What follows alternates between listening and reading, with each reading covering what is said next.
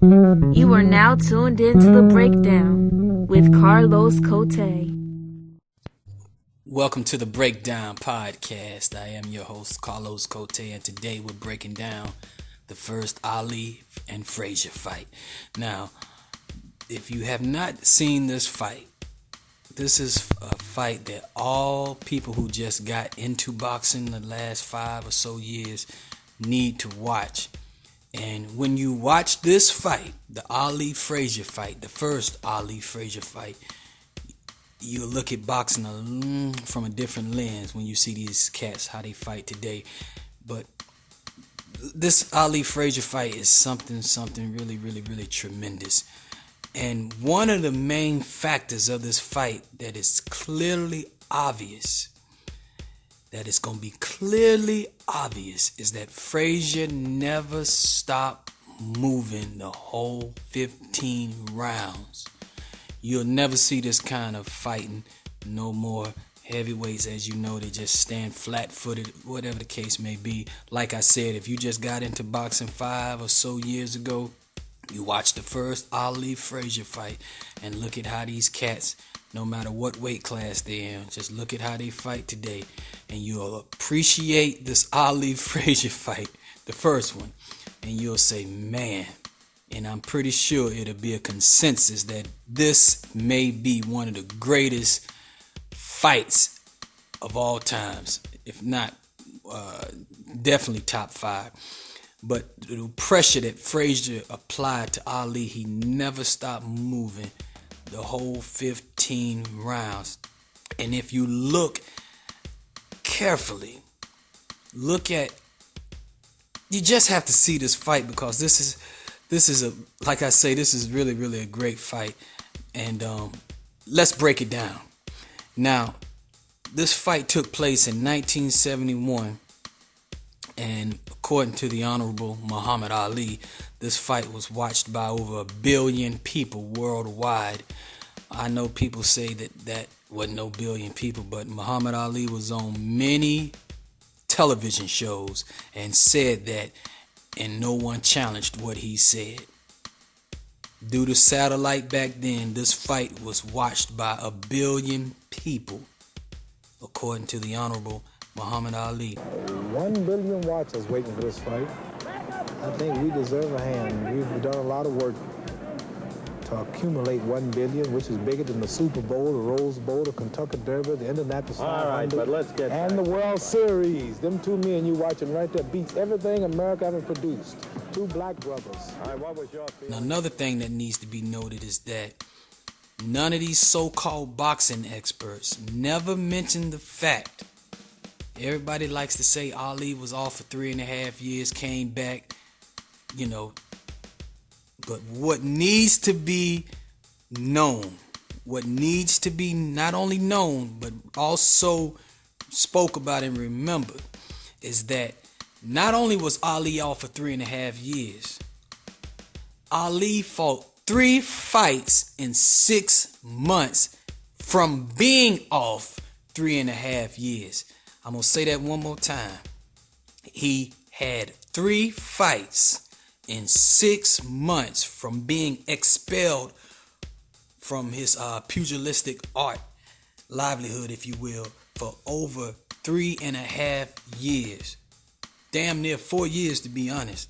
He fought Jerry Quarry, Oscar Bonavena, and Joe Frazier, all in a 6-month time frame. Nobody ever talks about that.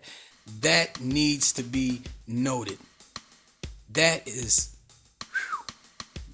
highly incredible. And after the Ali Frazier fight, the first Ali Frazier fight, Frazier was put in the ICU and stayed in the hospital for a month after that fight. Anger at him. I don't think 2 black men should be on the television fussing and fighting and acting like savages. This man he speaks ignorant at times. He said, I went to the hospital. I went to the hospital to have my swollen jaw checked to make sure nothing had happened for 10 minutes.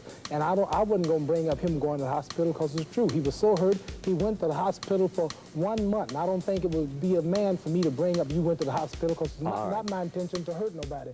But So when you put it all into perspective, you have to say, how dangerous was Ali really?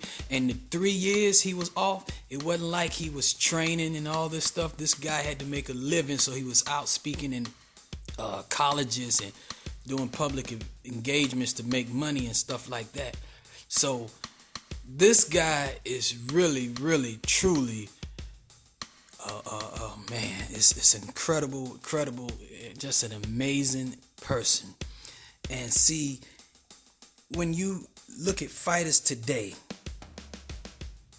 they train 3 months for a fight and all this. They brag about having the high technology and this training and all this old foolishness. They speak all that malarkey. You training for 3 months, all to get knocked out in 5 rounds, all to lose the fight. So what I'm trying to say is, they really need the 3 months to lose 25 and 30 pounds, because they're really too scared to fight in the natural, in a weight class that's around their natural weight. They're really too scared to fight in a weight class that's around their natural weight. So they really need that 3 months to train to really cut 20 and 30 and sometimes 40 pounds just for a fight. It doesn't take no 3 months to train for no fight. If you study fighters back then or it doesn't take that long to train for no fight. You either got the skill or you don't. You either can or you can't. However, let's regress back to this Ali Frazier first fight. The fight did live up to the hype as being billed the fight of the century, with Ali tearing Frazier head up with jabs after jabs after jabs after jabs. And Frazier with the, and you know, he provided so much pressure like none other, and ripping Ali with body shots and of course that left hook. And one thing you'll notice about Frazier when he fought, he really didn't throw jabs. And because I think his arm couldn't go straight or something. But Frazier really never threw jabs. And he really wasn't the most technique type person. But it's just that pressure and that determination. It's hard to beat somebody like that.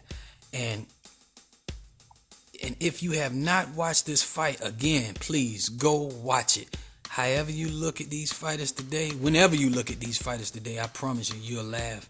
But to be fair, there are some really good fighters out here today. Some really, really good fighters, such as with great skills, such as Errol Spence is a damn good fighter. He real good fighter. Canelo Alvarez, who in my pronouncement is the king of boxing as of now. Deontay Wilder provides an excitement, an entertainment factor to boxing that hasn't been seen in a while. He's just a likable cat.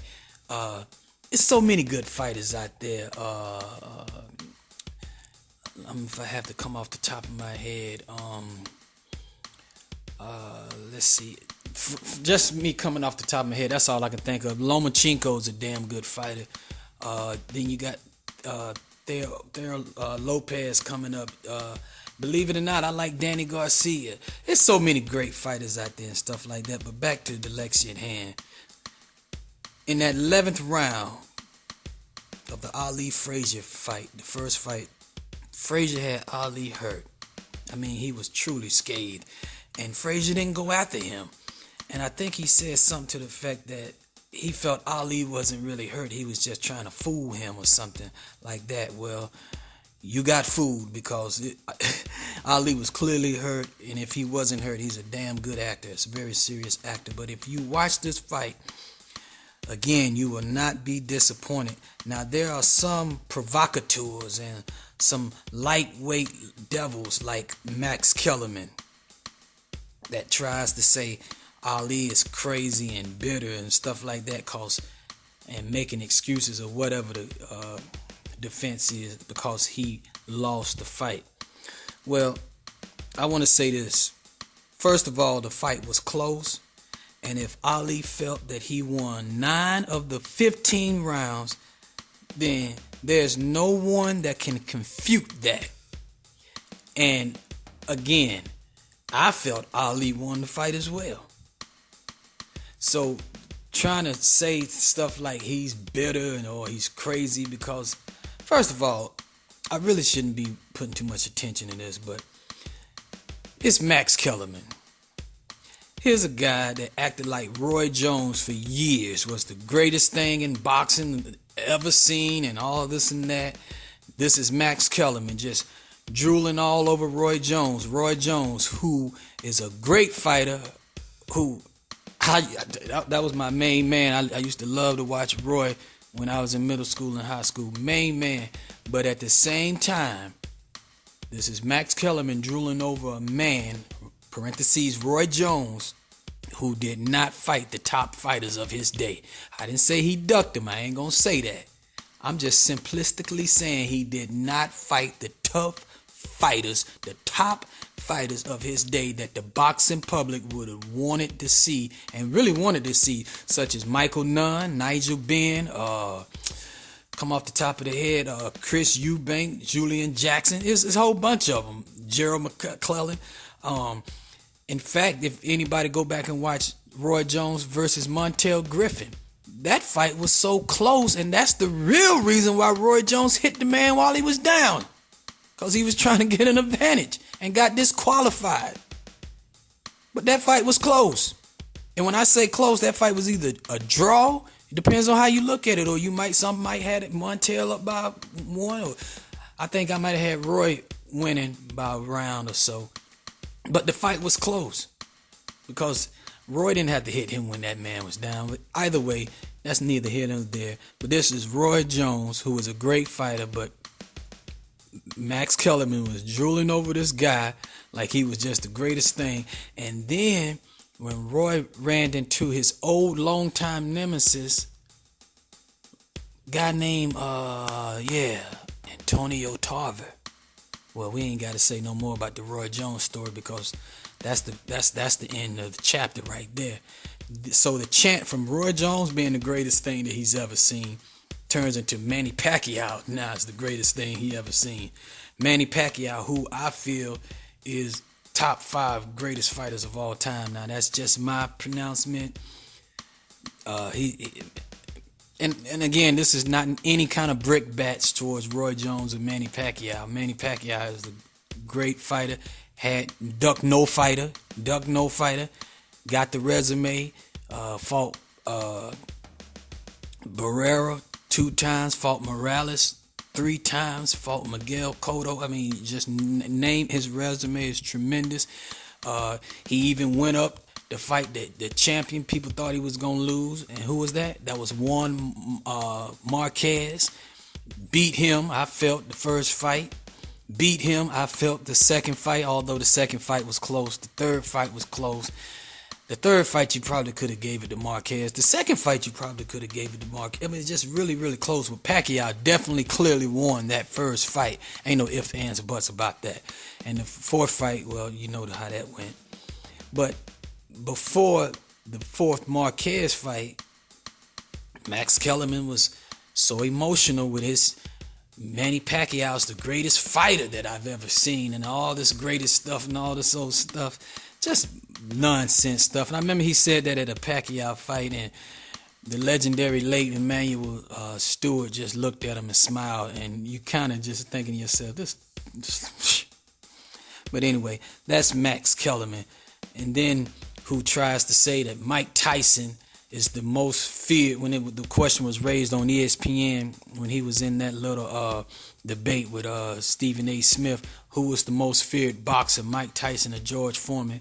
He says Tyson, and he gave his reasons, which wasn't really strong reasons, but anybody who knows boxing knows that George Foreman was the most feared fighter between those two. People wasn't scared to really get in the ring with no Mike Tyson.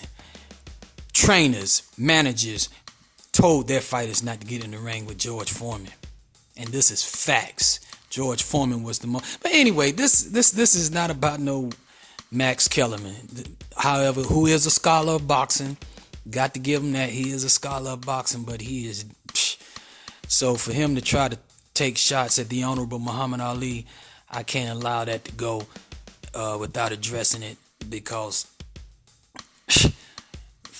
first of all, I'll sit down with anybody and we'll watch that fight and we'll see, and then we'll go from there. But at the end of the day, the fight Ali Frazier won is so legendary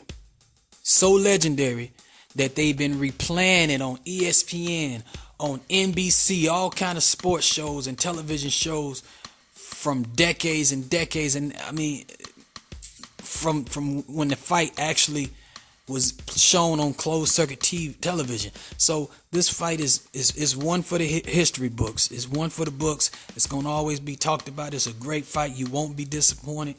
And nobody can argue if you felt Ali won. And nobody can argue if you felt Frazier won. Because when you watch how them guys fight, you be like, damn, those days of boxing are gone. And keep in mind, this is the Honorable Muhammad Ali when he fought Frazier. That was his third fight in a 6-month time frame, right? From being off, from being inactive for 3.5 years.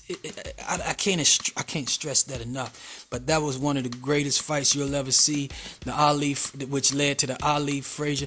And speaking of this fight, Ali beat Frazier so bad that Frazier ducked Ali for almost over 3 years. That this don't never be mentioned either. Frazier ducked Ali for 3-something years. He ran up into a guy by the name of George Foreman. I think they fought. I forgot where they fought at. And we all know how that fight turned out, because we still hear the echoes of Howard Cosell. Down goes Frazier. Down goes Frazier. George Foreman annihilated George. George Foreman just trounced Frazier. And then Frazier gave Ali his rematch in 1974. In 1974. He didn't give him a rematch in 71. At the end of 71, which he couldn't because of health reasons, I'm pretty sure. He didn't give him a rematch in 72. Not in 73, but in 74.